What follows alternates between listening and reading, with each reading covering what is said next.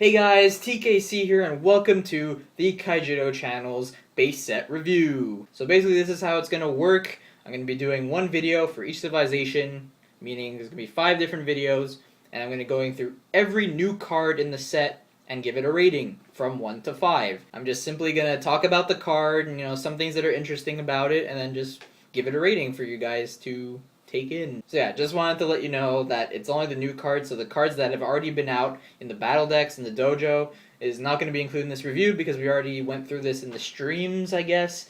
So we're just going to talk about mainly the new cards, the new 100 or so new cards. Sounds good? Alright, let's get going with the Light Civilization. And I'm also going to try to wear a colored shirt that matches the civilization. Darkness will be an exception. I don't think I own a purple shirt. I'm not sure. I'd have to go look. Here we go. So the first card that we have here is Argus Vigilance Seer. Now this is a pretty interesting card, but you kind of have to build your deck around it in a way, which is not that great. You would rather play Aqua Seneschal in the Water Civilization because it's one level less, so it's easier to play. It does have 2,000 power, which is less than 2,500.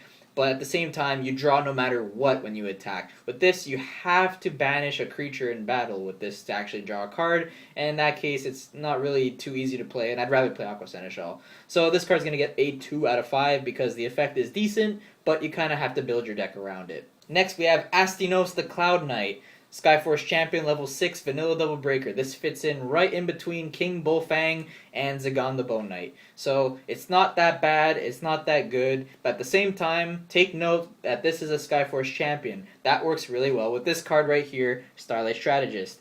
So, I mean, you play Starlight Strategist, you play this, tap a creature, Starlight Strategist kills it. It's a pretty good card just for that reason. It's a very relevant race. So I'm going to have to give this a 3 out of 5 because I feel that with Skyforce Champions being really awesome, when Evo Fury comes out because of the Ravvu evolution and the deck and everything, I think this is actually something to actually look out for. Alright, next card is Covering Fire.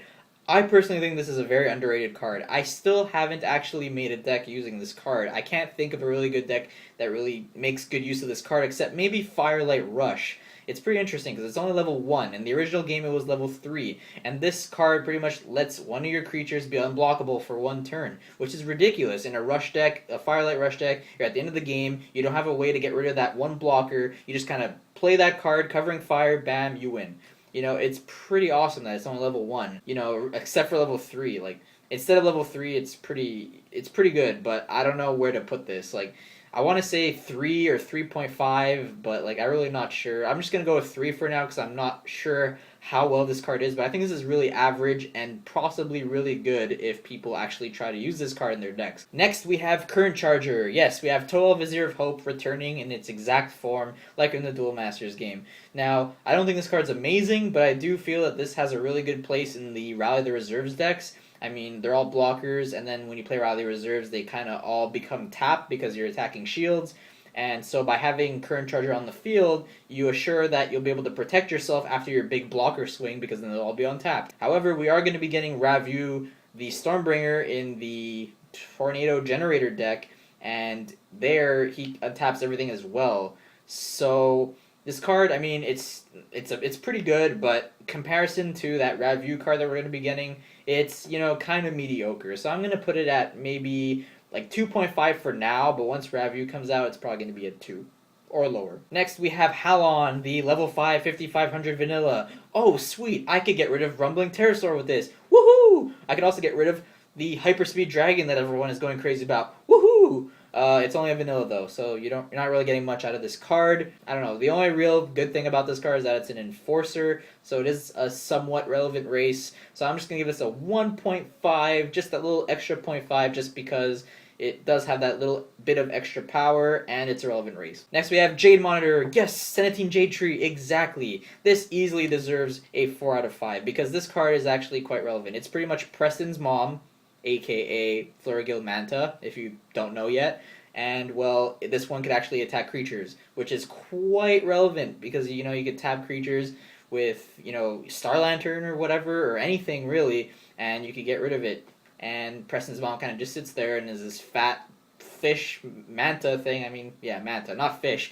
And, well, I don't know. I think level 3 4000 blockers are very underrated as well. So I'm going to give this a 4. So 4, it's a pretty good card. Next we have Logic Cube. Sadly, this card got nerfed quite hard from the Logic Cube that we have in the original DM. In the original DM, you could play Logic Cube as the exact same card, except you could search for whatever spell you want instead of having to rely on the top 5 cards. In this game, you typically want to have more creatures than spells unless you're running some sort of like ridiculous control deck. But at level 3, if you're running a control deck, you would much rather play Logo Scan because you draw 2 and you get that extra card that, you know, you have the one replacing the Logo Scan and then you have the extra card. So you get card advantage through that. This, you don't get card advantage. You do get to look at the top 5 cards of your deck, except you could miss and absolutely get nothing. And they all go to the bottom of the deck also, which is not that great either. You could just play one more and play Crystal Memory and search whatever card in your deck. So obviously this card is really not that worth it, but I will give it a 2 because it has some sort of utility and you could manage to get a really awesome spell, I guess, if you're running a lot of spells. But other than that, not that great. Next we have Magrus the Magnetizer. Now don't be fooled by this. It is only a level 1. It is a 500 power creature, but that is really, really, really good in rush decks. It has no downside whatever. It's just a level 1 500. It could attack turn 2 if you play this turn 1. It's also a relevant race as well. It is an Enforcer, so evolutions are bound to happen with Enforcers, and you could easily play this and then play the evolution creature right after if it's, you know, a cheap enough level. Think back to the days of DM with Y Starnoid. You put it over a Lightbringer and you put it over a Cyberlord. You could use Vest or Tulk the Oracle, and you could use Emerald. That is level 1, level 2. This is kind of like the same thing. It fits under that criteria of a very, very cheap evolution bait creature, but at the same time it's level 1 and it fits really well in like a Firelight Rush deck. So definitely this deserves a 4. This definitely deserves a 4 because it's another level 1 creature that doesn't have a downside. And a relevant race. Next we have Nimbus Scout. This is not that great. I mean, it just kind of untaps. It's exactly like Frey from the original Duel Masters game, and like it didn't do anything in that game either, so it probably won't do anything here. It just kind of untaps every turn. Yeah, 1.5. I don't know. Cool effect, but it doesn't really have much use. Next we have Orbital Observer. Pretty much exactly like Ruby Grass in the original game. Level 3, 3000 blocker, untaps at the end of your turns.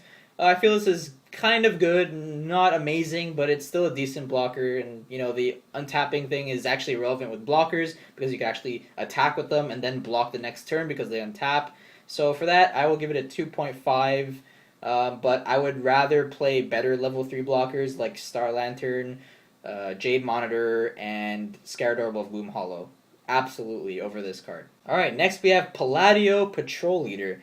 So this is one of the 5 race boosting creatures. So we have Raging Goliath, we have this, we have Finbar, we have Blastforge Slaver, and we have Horde Stinger.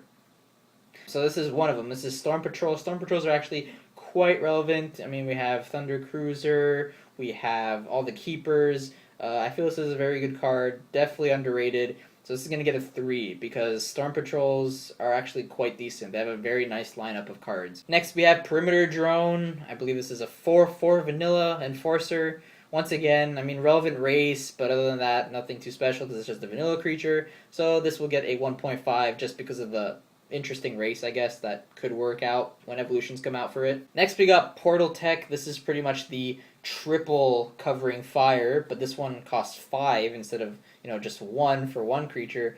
So the payout is actually not as great as covering fire. However, you know, you are targeting 3 creatures, so you could go for a really big push with Portal Tech, but at the same time, there are a lot more better things to do on turn 5, or level 5 rather. I don't know where this card stands. I'm going to give it a 2, because it actually has a pretty decent effect of giving 3 creatures unblockable for a turn, but I honestly don't know how good that is. Next we have Ravvu, Seeker of Lightning. We have the first super rare. I'm going in alphabetical order if you haven't noticed. Pretty cool stuff. It's like a boosted Orbital Observer, except it has blocker and double breaker, which is pretty sick. That also combos really well with Starlight Strategist.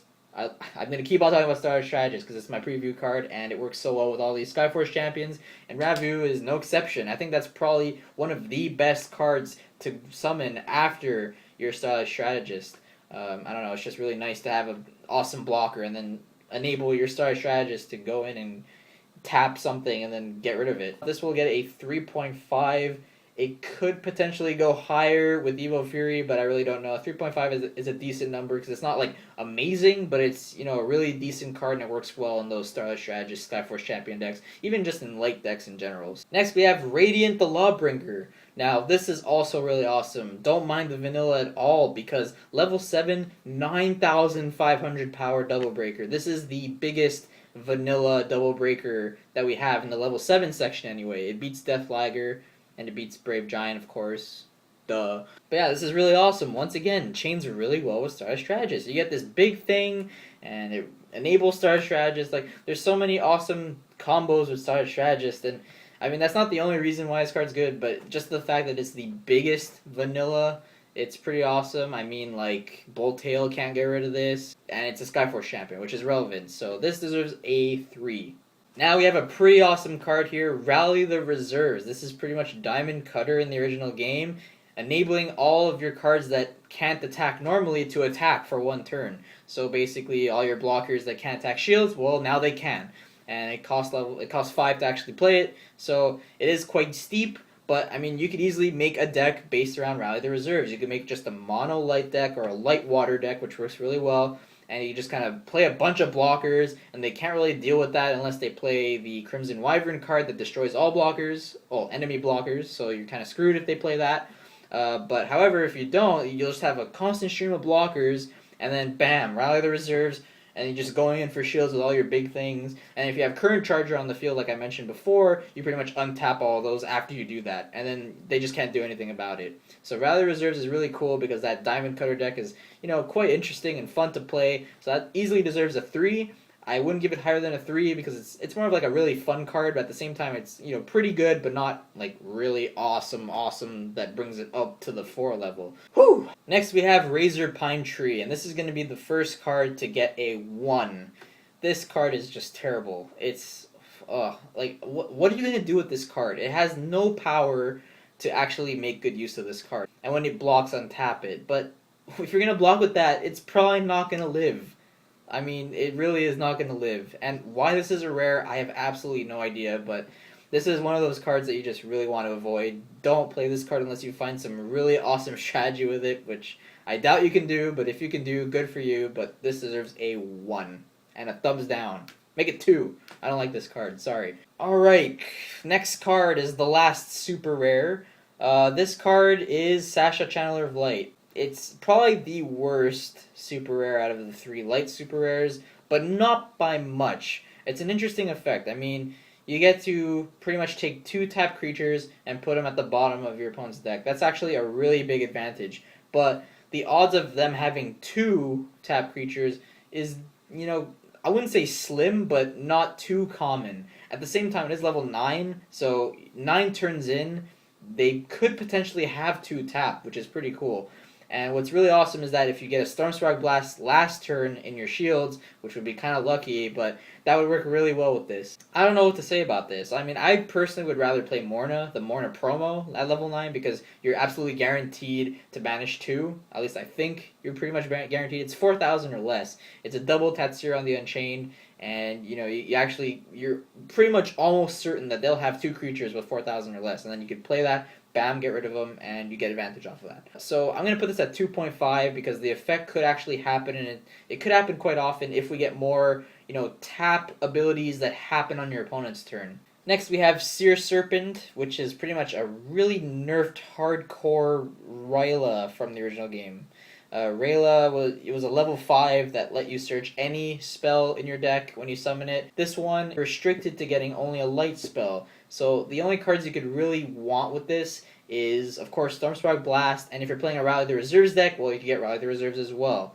I don't see why you'd want to get Sunshock, but I mean, you could go like turn 8, play that, get Sunshock, tap something. I mean, you could do some interesting stuff with this. It depends what kind of light spells we get in the future. But as of now, I'm going to give it no more than a 2, because I think it kind of fits well in the Rally the Reserves deck. It's not that great unless we get some awesome light spell that we need to have out of our decks, like in addition to Stormspark Blast. Next we have Spyweb Scurrier. This is exactly like the Nimbus Scout that we saw earlier. Nothing too special except for the fact that this is 1 level cheaper and it's 1,500 power. In limited, sure, I mean, it could work, but in constructed, I just don't really see it happening, just like Nimbus Scout 1.5, because it's an interesting effect, but it just, probably won't be too useful for you in your duels. Next, we have Stalker Sphere, level 2, 2000, Enforcer Vanilla. Woo! Awesome stuff. This is actually really good. Level 2 Vanilla is still quite relevant, especially since it has an awesome race, just like Magrus, and it's level 2, and it fits really well in that Firelight Rush deck, like I've been talking about already. So this is going to get a 3, because, I don't know, it's a cheap creature that works well in those Rush decks, but other than that, not going to be used too much unless we get an Enforcer Evolution and we don't have any other kind of cheap Enforcers, so this will fit really well with the Magrus, I guess. So, yeah, definitely an okay card for now, a 3, but in the future of the game, it'll slowly decrease to a 2 or lower, because it probably won't be used anymore. Next, we have my preview card, and of course, a little bit biased here, but it has to be like my favorite card of the set, because it is my preview card, and I got these awesome TheKaijudoChannel ones. Once again, really awesome. Thunder Sultan. Starlight Strategist.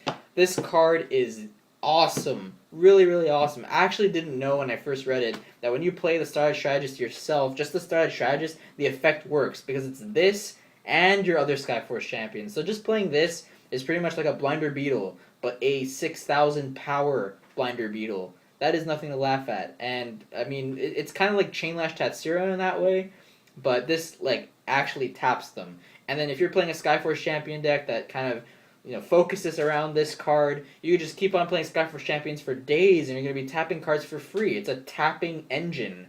Very decent stuff. This deserves a 4 at the very least, but it could potentially be higher once Evo Fury comes out, because we have that Skyforce champion deck, and who knows what other Skyforce champions come out. But I honestly think that Starlight Strategist is going to be something you really have to look out for in the future, because it's a pretty good card. Next, we have probably the best light card in this set, Storm Spark Blast, aka Holia! This card just wins games. It wins you games. It kept its level 6 instead of being bumped to level 7, which is what I predicted, because in the Japanese game, they have the level 5 Super Spark, and so if they wanted to nerf the card, they'd have to nerf Super Spark and not Holia, because they made a better Holia. It only makes sense that they'll keep Holia the way it is. Serpent didn't get affected at all in the Japanese game. It was just level 6, always level 6, and so that's why they boosted it up 1. But since Holia was 6 and then they made a level 5 Holia, they said, okay, why not just keep the level 6 Holia, because the original fans will love it, and rightfully so, because this card is just dope. Like, you get in the last shield and it makes for the most hilarious games. It's just like,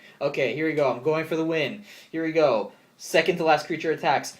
Storm Spark Blast, and then explosions, and then table flips, and this card is just ridiculous. It'll be used for years to come until they make maybe the Super Spark card and make it even better. But until then, this card is a 5, without a doubt. It's like, if you're playing light, you're playing this card. Almost always. Now we have a card that, isn't as crazy as it, but we have Strobe Flash, which is exactly like Moonlight Flash in the original game. No one really played this card. It's a level 4 that taps 2.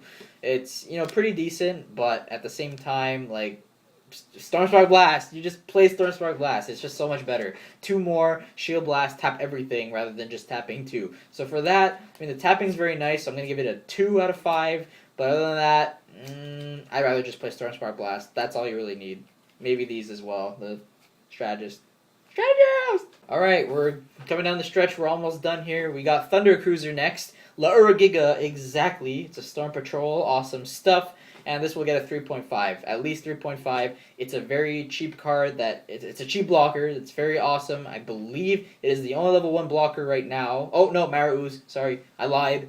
But this one is a little bit more versatile in the fact that it's a 2000 and doesn't explode or whatever like Magrus does. But Magrus is still really good as well.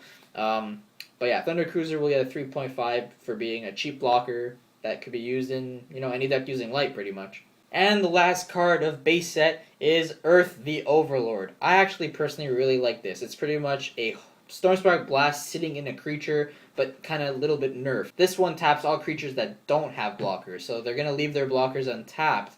But remember, Earth the Overlord works well with this card, which I keep on pointing out. But Starlight Strategist, it's a Skyforce champion as well. So you can have this out maybe even 2 out if you're crazy, and then play Earth the Overlord, and then you're tapping everything that's not blocker, and then this card just taps the blocker that's not tapped. That's pretty much how it works. Even without Starlight Strategist, it's pretty decent, because you're pretty much paying 2 more than the Stormspark Blast. You're tapping almost everything. You're tapping the attackers that you want to get rid of, and you also have this big double breaker body at 6,000. So Earth the Overlord's pretty good. I'm going to give it a 3.5.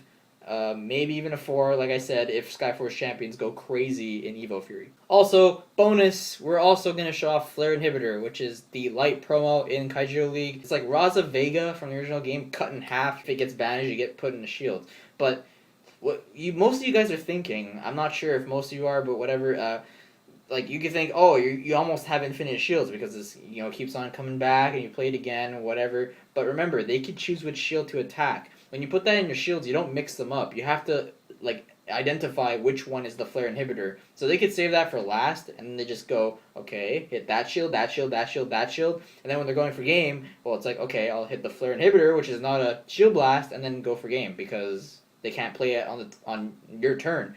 So, I mean, it's a neat effect, but I would rather have this kind of effect in a spell or a creature when you summon it. Kind of like Sky Sword, add 1 to your mana and then add 1 to your shields. I would prefer a card like that, that actually gives you a very decent advantage rather than having this kind of chump blocker that goes back in your shields once and then kind of just disappears when they go for game. So for that, I'm going to give it like a 2.5-ish range. I don't know. I'll give it a 2. It's not that great. Not as great as people are making it out to be. Okay, that was a really long video, but I had to talk about all the light cards, and I just did. And that was just the new ones. Imagine all the other ones. Well, there's only 12 other ones, but anyways, you get the point. I talked about a lot of light cards. This is probably going to be the longest video because there was a lot more light cards to talk about because there was only 12 in the dojo, whereas, Battle Decks and the dojo edition brought a lot more of the other civilizations where light was kind of lacking.